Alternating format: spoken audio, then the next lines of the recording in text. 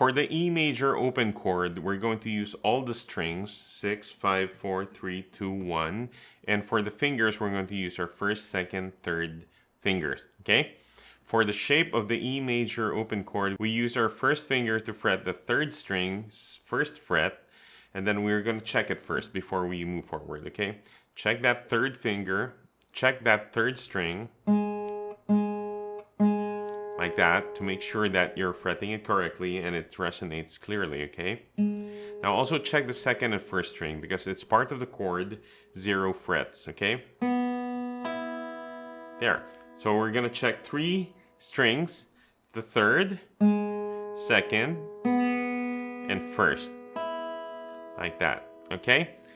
Now once you get that right, let's add the second finger on the 5th string, 2nd fret, and check that single string alone by plucking it, okay? Once you get that right, let's add your 3rd finger on the 4th string, 2nd fret, and check that string also. There you go. Now we have this shape already. That's actually the shape of the E major open chord. Let's check all the strings from the 6th string down to the 1st string one at a time, starting on the 6th string.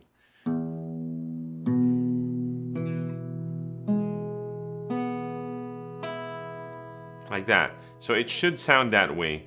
When you're a beginner, you tend to have this kind of sound like that, okay? So we'll fix that. Again, you go back to the beginning and use only your first finger to fret the 3rd string first fret and check all the strings below that also. So 3rd, 2nd, and 1st.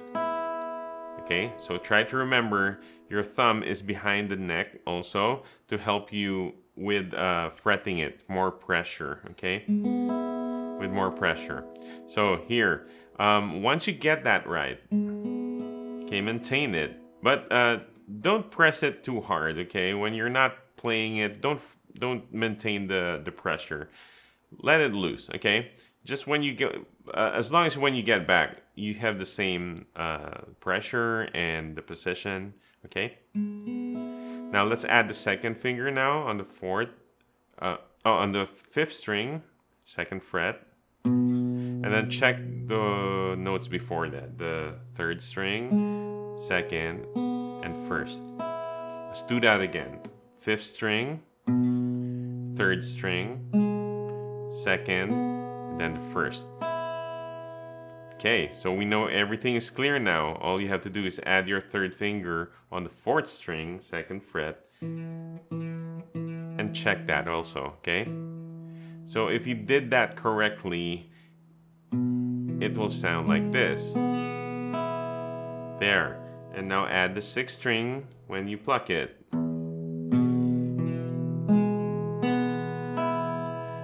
There you go. So with this chord, you don't have to worry about avoiding a string because all the strings are included. So we can strum it easily with your strumming hand.